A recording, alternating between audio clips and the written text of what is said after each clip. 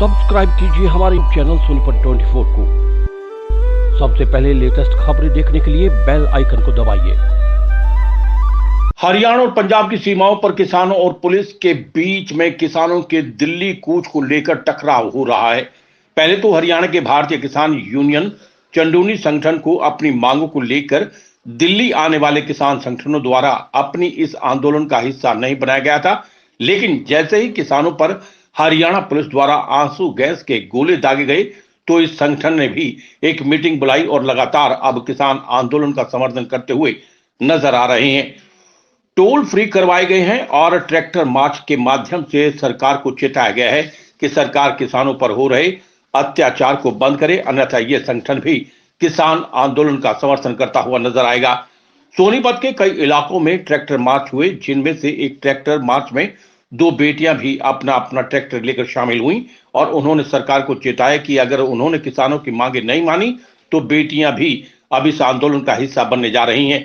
उन्होंने स्पष्ट किया कि अगर सरकार ने किसानों पर आंसू गैस के गोले दागे तो बेटियां भी इस आंदोलन में बढ़ चढ़कर हिस्सा लेंगी और अपने सभी मांगे मनवाकर ही घर लौटेंगी।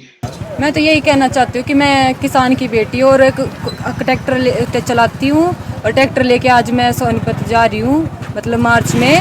और अगर मैं खेत में इस ट्रैक्टर को चलाकर अगर खेत जोत सकती हूँ तो इस ट्रैक्टर से हम ट्रैक्टर को लेकर हम प्रदर्शन भी करेंगे और सड़कों पर भी आएंगे। था ये तो उन्होंने पिछली बार भी कहा था हम ये करेंगे वो करेंगे, किया कुछ नहीं है, बिल्कुल सिर्फ ढकोसले हैं बातों के, सिर्फ बातें कह के। उन्होंने पिछली बार भी आंदोलन को ऐसे ही खत्म किया था कि हम किसानों की मांगे मान रहे हैं, लेकिन उन्होंने उन प्रैक्टिकल कुछ नहीं किया था। अभी क्या किस तरह की तैयारी है? किसान की बेटियां हैं और या तो सरकार अब हमारी बातें मान ले, किसानों की जो भी मांगे है वो पूरी कर दे, वरना हमें ट्रैक्टर लेकर सड़कों पर उतरना पड़ेगा अपने हक के लिए, और हम ऐसा करेंगे भी।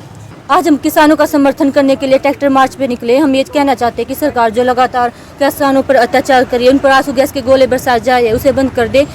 क्योंकि हम लड़कियां जो सड़कों पर उतरी, क्या सरकार हम पर भी आंसू गैस के गोले बरसाएंगे? हम चाहते हैं बस कि वो किसानों की मांगों को पूरा करे।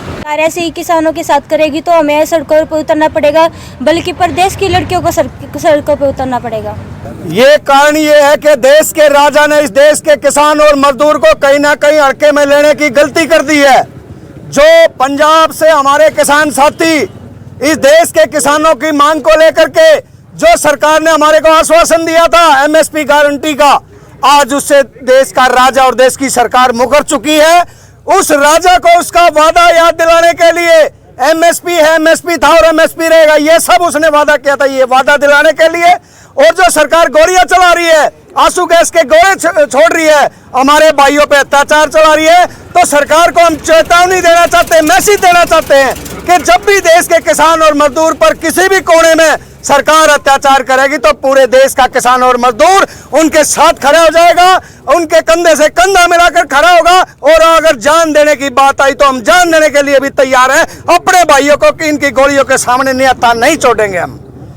अब किसान दिल्ली कूच की तैयारी कर रहे हैं, बार बार वार्तालाप हो रही है पर कोई नतीजा सामने। दिल्ली जब किसान चाहेगा जब दिल्ली कूच कर लेगा, कोई सरकार हमारे को रोक नहीं सकती। ये हमारी मर्जी से हम रुके हुए हैं, लेकिन हम सरकार को स्टेप बाय स्टेप ये चेतावनी दे रहे हैं, मैसेज दे रहे हैं कि सरकार अपनी गलतियों से सबक ले और इस देश के अन्नदाता को, जिसने बार बार देश को बचाने का प्रयास करा, इस किसान को आज उसका हक दे करके उसका सम्मान किया जाए। और अगर उससे भी सबक नहीं लेती है तो जब हम ऐलान करेंगे, चाहेंगे जब हम दिल्ली कूच कर जाएंगे, कोई रोकने वाली ताकत देश के अंदर नहीं है।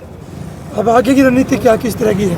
आगे की रणनीति ये है कि आज हमारा प्रदेश के अंदर किसान मार्च है, ये भारतीय किसान यूनियन चंदूनी संगठन का किसान मार्च है। पूरे मजबूती के साथ किसान मार्च निकाल करके सरकार को यह चेतावनी देते हैं कि वो जल्दी से जल्दी समाधान निकालने के रास्ते पर आए, और अगर नहीं निकालते हैं तो कल कुरुक्षेत्र के ब्रह्म सरोवर पर एक बहुत बड़ी मीटिंग हमने बुलाई है, जिसमें प्रदेश की सभी यूनियन होंगी, सभी खाप होंगी, सभी सामाजिक संगठन होंगे, ट्रेड यूनियन होंगी, और एक मिल करके कोई ऐसा निर्णय लेने का काम करेंगे जो पछताने के सिवाय सरकार के पास कुछ नहीं बचेगा।